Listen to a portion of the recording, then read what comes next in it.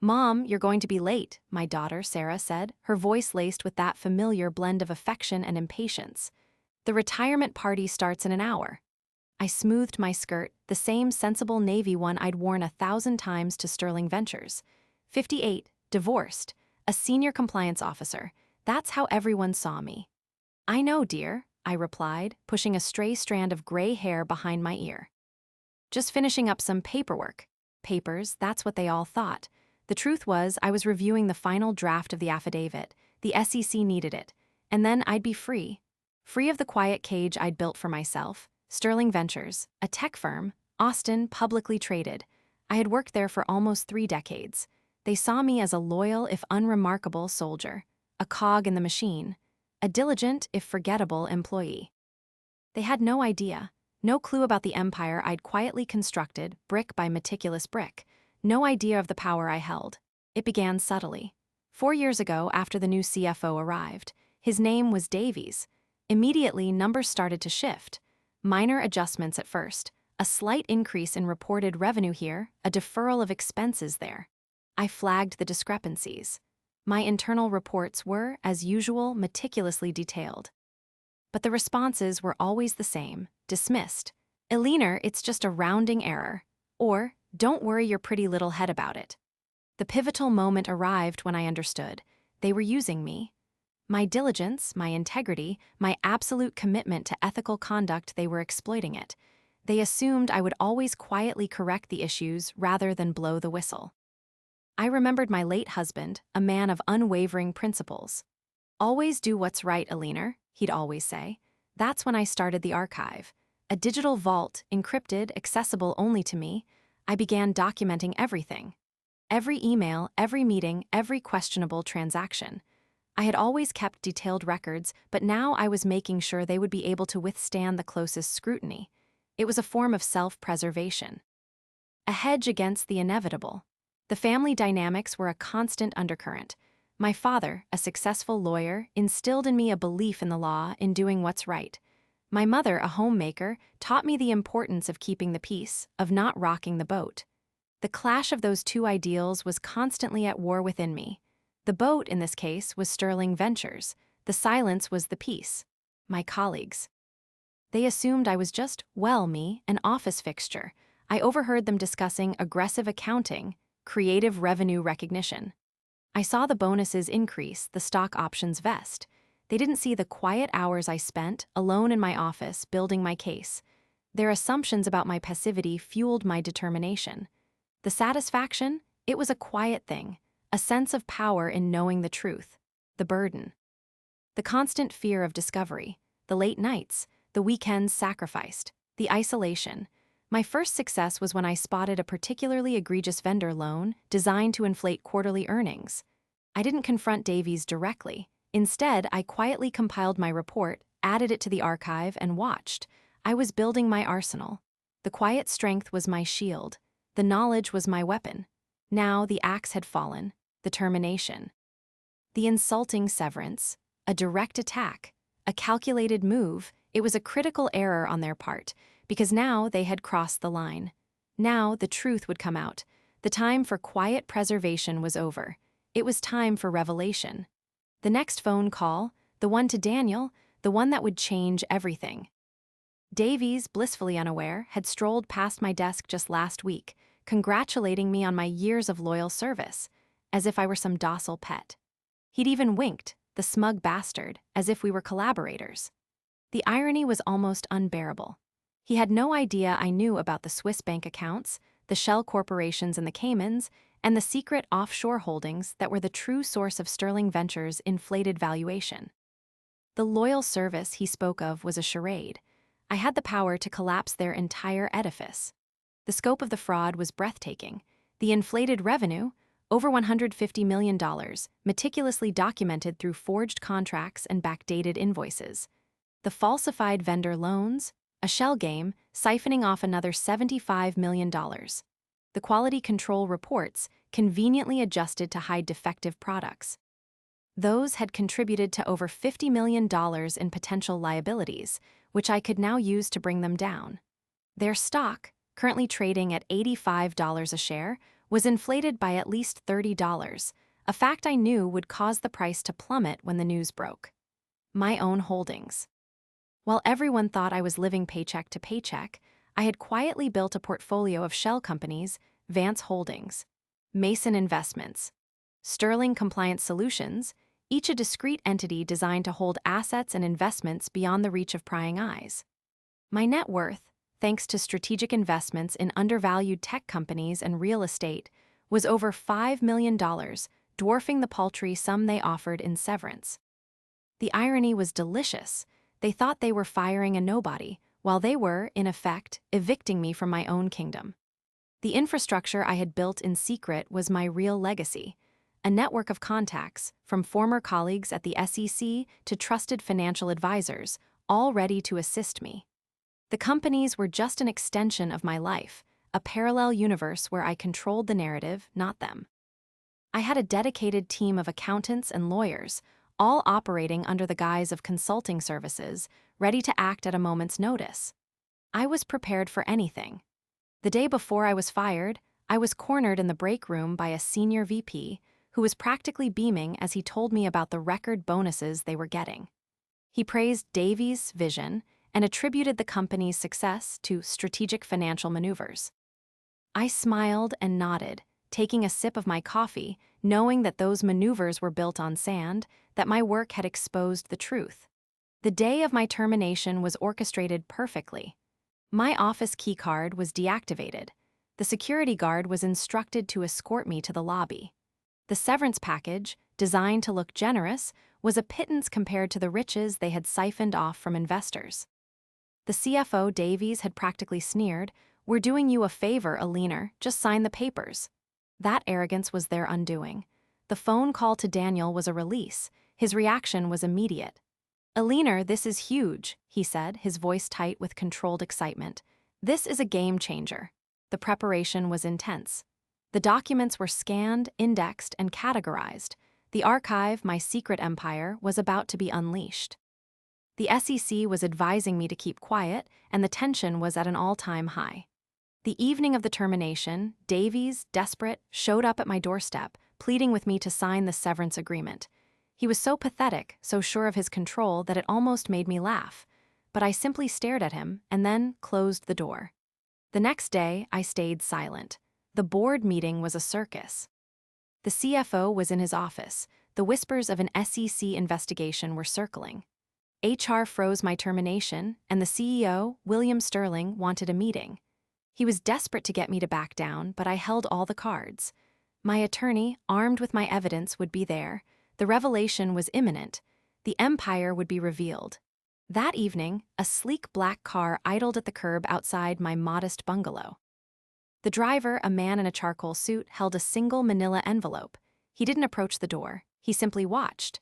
I knew who sent him and the message it contained, a final, futile attempt at intimidation. The envelope, I presumed, held an offer higher than before to ensure my silence. I ignored it. The next morning, my phone rang. It was the CEO's office. A meeting was arranged for the following day. The SEC would be present. Finally. The battle lines were drawn.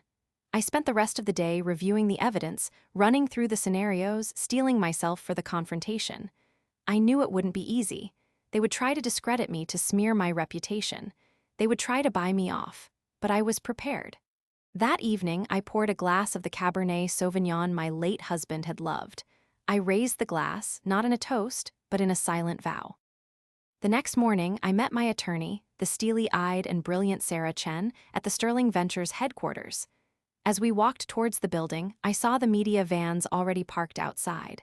The game was on. Inside, the air crackled with tension. The familiar lobby, usually bustling with employees, was eerily silent. We were ushered into a sterile, windowless conference room. Waiting for us were the CEO, William Sterling, the CFO, Davies, and the company's legal counsel. Davies looked pale and drawn, his usual swagger gone. The door opened. Two figures entered. One, a familiar face, Daniel Graham, his eyes filled with a mix of concern and determination. The other, a stern-faced woman in a power suit, introduced herself as the lead investigator from the SEC. The room fell silent. The meeting began. But it was the arrival of the manila envelope, delivered just before the meeting started, that changed the dynamic. It contained an official-looking document, a copy of the SEC's preliminary findings. It was a public announcement. The catalyst for the revelation was at hand. The investigation had begun. The air hung heavy with unspoken accusations. Sterling, his face a mask of forced composure, began with a conciliatory tone. Eliner were eager to resolve this matter amicably. His gaze flickered to Davies, who avoided eye contact. Chen, my attorney, cut him off. "Mr. Sterling, we are here at the request of the SEC. Amicable is not the operative word." She gestured to the SEC investigator. "Let's begin with the findings." The investigator, a woman named Reynolds, cleared her throat. The initial investigation reveals significant discrepancies in financial reporting, including inflated revenue, falsified vendor transactions, and backdated quality control reports. She paused, her gaze sweeping across the room. The estimated impact on investors is in the tens of millions of dollars. Davies shifted in his chair, a bead of sweat trickling down his temple. Sterling's face tightened. Then Reynolds added, "And, as a direct result of Eliner Vance's diligent work, we have a paper trail of evidence, spanning several years, documenting these irregularities." The color drained from Davies' face. He opened his mouth to speak, but no sound came out. He looked at me, a flicker of recognition in his eyes, like a student realizing the teacher has graded his paper. It was not the look of someone who had underestimated me, but the look of someone who had just lost everything. The room was filled with the sound of stunned silence. The air in the room seemed to thicken. It was a moment of complete and utter disbelief. The facade of Sterling Ventures, the carefully constructed image of financial success, began to crumble. "Eliner," Sterling began, his voice strained, you knew." I met his gaze, my expression neutral. "I did." Davies finally found his voice, a strangled whisper. "But why?" He looked from me to Chen, then back to me. He seemed bewildered, like he was waking from a very long dream. "Because it was the right thing to do," I replied, my voice steady. The words felt liberating. Chen produced a thick binder. "We've compiled a comprehensive dossier. It includes emails, financial records, and documented communications, all corroborating Ms. Vance's findings." She held it up. "This evidence, coupled with Ms. Vance's testimony, paints a clear picture." Sterling, his face contorted in a mixture of anger and shame, turned to Davies. "Explain this," he demanded, his voice a low growl. Davies stammered. "It was a misunderstanding, some aggressive accounting, market pressures." Reynolds cut him off. "Mr. Davies, we have your emails detailing the methods and intent. We have the audit trails. There is no misunderstanding here." The room dissolved into chaos. Sterling began shouting at Davies. Davies tried to defend himself. Their lawyers scrambled, whispering among themselves. I watched them, a detached observer. The carefully constructed power dynamic, the decades of assumed authority, had evaporated in an instant. They had underestimated me. They had assumed my loyalty was unwavering, my silence eternal. The immediate aftermath was a blur. Davies was escorted from the building. The board of directors convened an emergency meeting. The stock price plummeted. Headlines screamed about the scandal. I was reinstated with full back pay and benefits, a hollow victory. The company's reputation was tarnished. Former colleagues, once dismissive, now avoided my gaze, unsure whether to offer congratulations or apologies. The following days were a whirlwind of legal proceedings, media interviews, and a seemingly endless stream of phone calls. There were also the whispers, the speculations. The truth, once a carefully guarded secret, was now public knowledge. But amidst the chaos, a sense of calm settled over me. The weight, the burden, had lifted. I had done what was right. The truth, as they say, will always find its way. In the end, the true victory was not the vindication, but the quiet understanding that I had played a role in bringing about justice. The path was not always easy, but I had walked it with unwavering conviction, and I would do so again. The next board meeting was a tense affair. Sterling, his face a mask of forced composure, attempted to rewrite history, painting Davies as a rogue actor and the fraud as an isolated incident. I listened, my expression impassive as he spoke of restoring investor confidence and moving forward. When it was my turn to speak, I simply stated the facts. I presented the evidence, the emails, the financial records, and the damning audit trails. I spoke clearly, calmly, my voice unwavering. I didn't seek revenge, I didn't indulge in recriminations. I just laid bare the truth, and the truth, as always, was a powerful weapon. The response was swift and decisive. Davies was fired, his career and reputation destroyed. The executives implicated in the fraud were forced to resign. The company faced massive fines and lawsuits. The SEC investigation dragged on for months, with the intensity of the investigation increasing with each passing week. I cooperated fully, providing testimony and supporting documentation. I was determined to expose the truth, no matter the consequences. The inquiries and the accusations were relentless. Attorneys grilled me, scrutinizing every document, every email, every transaction. They pressed me, trying to find fault, to discredit me. But I was prepared. I had documented everything. I had built an airtight case. The media attention was relentless. I was hounded by reporters who wanted to know my story, my motivations. I declined almost all interviews, preferring to remain silent, letting the evidence speak for itself. After the scandal, the culture within Sterling Ventures shifted. Those who had once dismissed me now treated me with a newfound respect.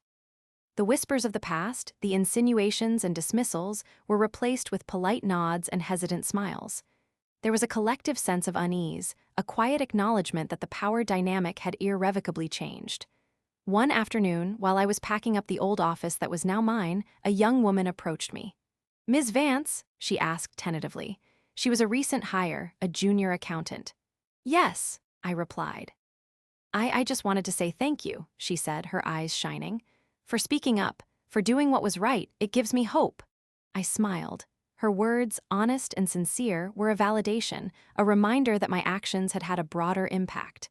The CFO's career was destroyed. He was indicted on multiple counts of fraud and conspiracy. He lost his home, his family, and his freedom.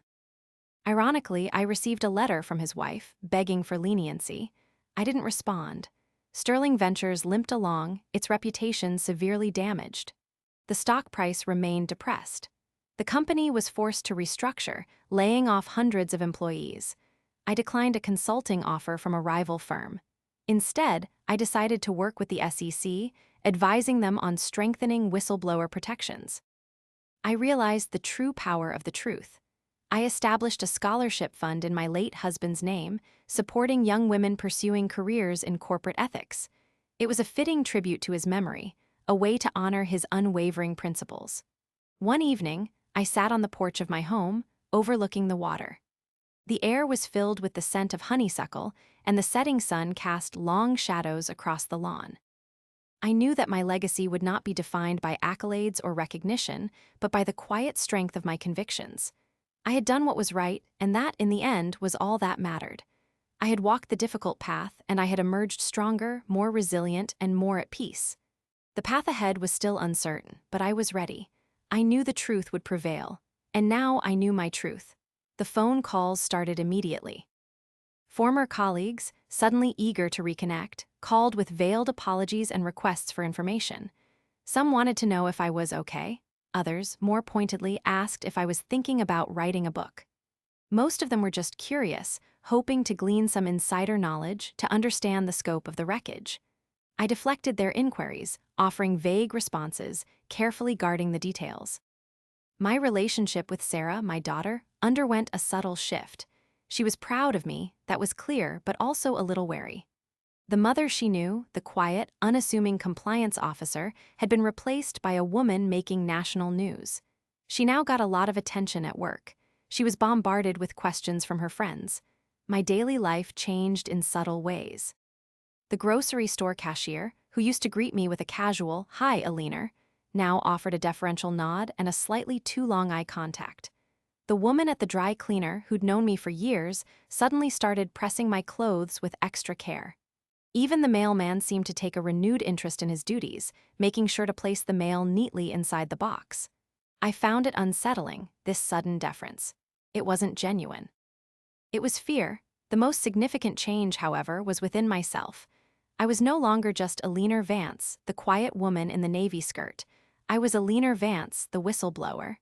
The name carried weight, a mix of respect and apprehension. I found myself more assertive, more willing to speak my mind.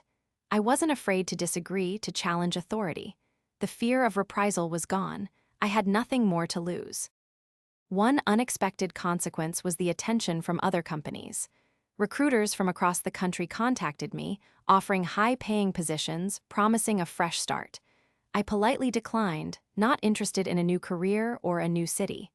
I was content with my life in Austin, with my home, and with my place in the community. There were challenges, too. The constant scrutiny, the media attention, the lingering whispers. Some people viewed me with suspicion, assuming I had ulterior motives. Others resented me, seeing me as a threat. I learned to ignore the negativity, to focus on the positive. I started taking long walks in the park, reflecting on my journey. I realized that I had always been a private person, but now my life was an open book. I had to learn to be comfortable with the vulnerability, to accept the consequences of my actions. Some relationships evolved. My friendship with Daniel Graham, the former colleague who had helped me expose the fraud, deepened. We bonded over our shared commitment to integrity. Other relationships, however, didn't survive the shift.